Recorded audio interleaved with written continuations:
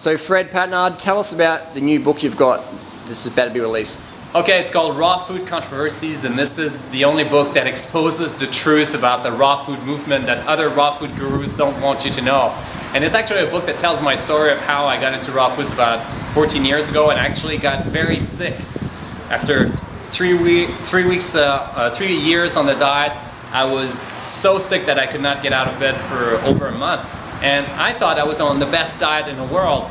Then I realized I did something wrong by following the wrong advice.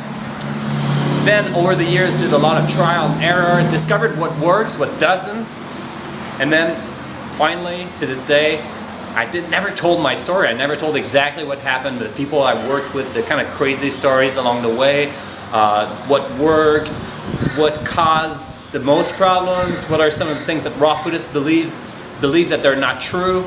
So I decided to write this book to kind of put all of these thoughts together in the form of a story. And then along the way, I have sidebars that explain what are some of the misconceptions about raw foods and what are some truths. So it's really a book that is debunking the raw food diet, but then providing a framework for healthy eating. For sure, for sure. So basically to help people avoid making the same mistakes you did. Yeah, the same mistake I did, but also the same mistake I saw other people do. And the common mistakes that people make, but also show you that, well, yes, the raw food ideal is interesting and it makes sense, but don't just follow an ideal blindly. Learn a little bit about it and make it work nutritionally, not just with some kind of theory that the raw food diet is the best because all animals in nature eat raw.